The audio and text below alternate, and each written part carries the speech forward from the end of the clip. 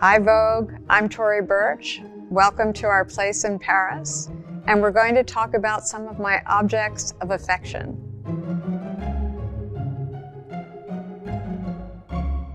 I've always loved Paris. Even since I was very, very little, I used to come with my parents, but I married a Frenchman. That's why I'm here. And I have to say, the minute that we walked into this beautiful apartment, we knew we wanted it immediately. It was the only apartment we ever saw, and I think it was instantaneous. We looked at each other, Pierre-Yves and I, and we said, this is so beautiful. And we saw what it could be. This is the gentleman with the pickaxe and spade, 17th century. I love this because it belonged to someone I really loved, Robert Keim. It's such an interesting painting because we don't know who painted it, but I love the stark contradiction of a man that looks like he's aristocracy, but he's also a worker. And so he definitely had a mysterious upbringing, didn't know maybe who his father was, so he was put to work, but also has the sun coming up, so it means there's a better future for him. I think it's a bit unexpected to see it as you first walk in, and it's kind of a welcoming, and it's a little eccentric, and I think that's what makes it interesting. When I think of someone that represents iconic chic style, it's Hubert Givenchy. And so when I saw these chairs in his auction, I thought this would be an incredible starting point for our Paris place. And I love the embroidery, I love the history, and certainly think he is the chicest man that, maybe aside from my father, that ever existed. One of my favorite quotes by Hubert Givenchy is that Paris should feel collected, not decorated. And I think that kind of sums up how I feel about interior design.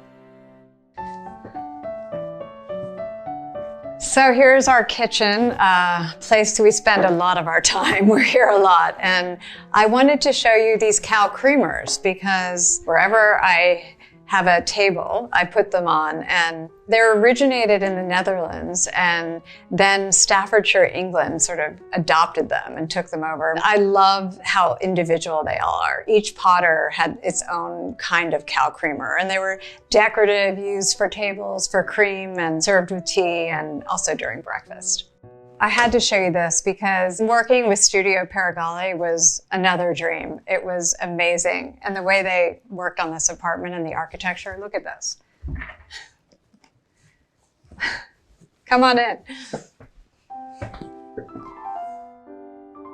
So here is our Claude Lalanne apple. I was lucky enough with my husband to spend the day with Claude Lalanne in her beautiful home outside of Paris. And it's when Pierre-Yves was thinking about moving to New York, so I wanted to get him something special. And of course, an apple represents New York. And so Claude Lalanne actually cast both of our lips inside, and we spent the day with her looking at how she made them, and it was pretty extraordinary. It's a day we'll never forget.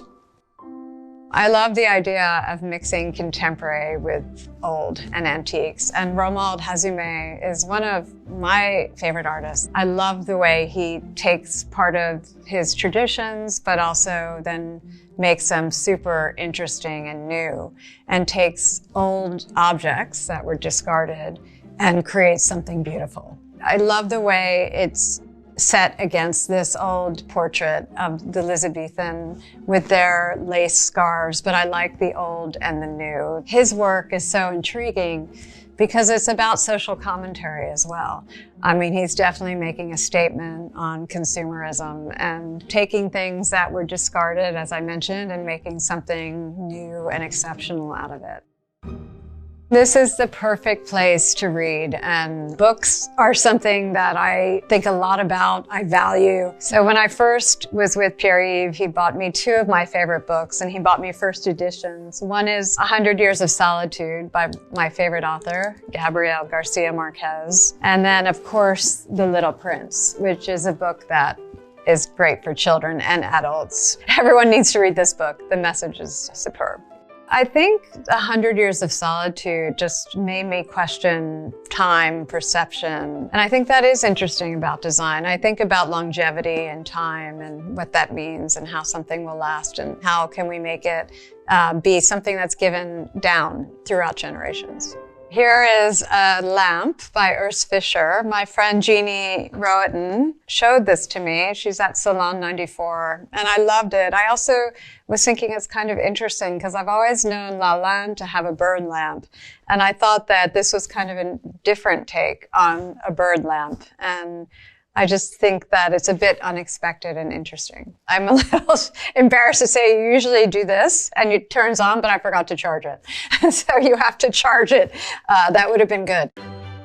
This is our garden in Paris, and we were lucky enough to work with Madison Cox. They restored everything and they created a space that makes you feel like we're in the country in Paris, and it's just very zen and relaxing. So I wanted it to be almost a green garden and then certain flowers. He said I'm very specific actually when working with me about the color palette. So the color comes in the pots and the rest is pretty green. We had some beautiful trees like these Japanese maples and just vines that we saved and everything. And then of course we had to have some hydrangea, which also represents the East Coast a bit. Okay, this is probably the oldest piece in our apartment. It's 16th century and it's Flora, goddess of gardens and greenery. And it's about fertility, and it used to be in a fountain. I love the age and probably would love to know what she's seen in her life. So one thing I'm starting to realize is that I do use things over and over again, and these jardinières are one of them. I love them because each of them are so different. They're Napoleon III, they're enamel and iron. And the thing I love most is that the older they get and the more worn, I think the more beautiful they are. This is our dining room, and we had to hire Fayot Boiserie to do this. It was a white box, and so we didn't have any closets or anything or storage, so we curved it and created the space. Félix Bracquemond is the French painter and printmaker, and he also worked with Japanese artists as well. And I love his plates, and I collect them, and what I love about them is they're also each different. And he took this incredible printmaking and really was the first to put it in such beautiful pottery in China. This is pretty exceptional when you look at it. The rooster and a lot of bugs. I guess I'm a bug person. I like bugs. Another one of my obsessions is flowers, and it's, I don't know, a bit of like me and how I relax. I work with this incredible man named Clémence who has a farm 2 hours outside of Paris, and he grows the most magnificent things, and we pick what we want, and he comes and look how beautiful. It's pretty extraordinary what he does. One thing I think a lot about is symmetry, and this is kind of a bit trompe-l'oeil because you have the closet here that we did with plenty of storage, and then over here we have a matching door, which looks like it might be, but it actually goes into the hallway. Okay, and here's the symmetry going into the powder room. With these Indian reverse glass pictures that I found, which I love because they're 18th century, and it's when Europe brought some of their techniques to India and they melded their traditions with some European techniques. And that was something I've always been intrigued by as an art history major. If you come in here, there's more in here. You look at them and some of the colors are so vibrant, and that's one thing that happens when you do reverse painting on glass. It's funny because I've not always loved that, but with these, I love it. They all have a story, and I think that's what's so interesting. They're all looking away, not directly at you. It's almost as if you caught them in a moment. This is our bedroom, and we worked with the Ries brothers, with Nicholas and Sebastian, and they're masters at restoring or creating beautiful things based on something else. And we found this 18th century men's vest, and that was the beginning of the inspiration for this room. And they hand embroidered and painted the curtains and the fabrics. The attention to detail is just so incredibly beautiful. And we upholstered chairs with it. and then on the windows as well. We brought the same detail into my dressing room, and again, we did it on the walls and on the couch. I think it's just pretty exceptional the way they got the colors exact. And then a couple pieces I made these. They were off of one of my grandmother's bracelets, these squares that I put my boys' nicknames, Pickle, Saucy, and Hanky. And I'm very superstitious, so anytime I go on a trip, I have to take them with me or else I can't get on the airplane. And then the only other thing that I have is a charm necklace of my parents. My father had this gold Zippo made, and I turned it into a pendant. But I remember growing up, we weren't allowed to touch it. And he soldered all of these incredible charms onto this gold Zippo. And everything from, I don't know, St. Christopher to a Tiffany tag. We had a kennel of German Shepherds. So he has a German Shepherd here. The tree of New York Stock Exchange. We were tennis players. I rode horses. His lucky number 13. This shows exactly who my father was. He had the most exceptional style and just did things in a very interesting, different way. I wore this last night, so I had to put it up here because I love designing beautiful things, and this I thought was just so pretty. Some of the embroidery that we did is all hand done and ombre to look like it's moving, and wearing it with something structured I think is quite beautiful.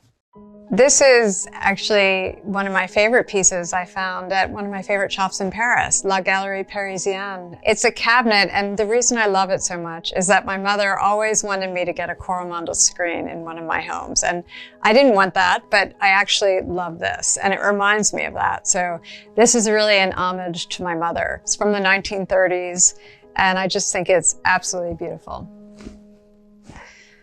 Okay. Welcome to my bathroom. Let's start with my friend Nidhi Allen, who brings these beautiful artisanal things to life. And growing up, I always went to a lot of concerts. And so I call this the Grateful Dead bag because the Rolling Stone bag, I used to take market bags like this. And I thought, how do we bring this to life with beautiful Indian artisanship? And that's what Nidhi does with us. I love the craft of it. And this reminds me so much of my childhood that I couldn't, I think about things that are impossibly hard to find, and that's this. So to mix this in with our fall collection, what I thought was very interesting on the runway. Bye, Vogue. Thank you so much for coming and looking at our apartment and seeing some of my objects of affection. I love it here, and I hope you loved it. Au revoir. À bientôt.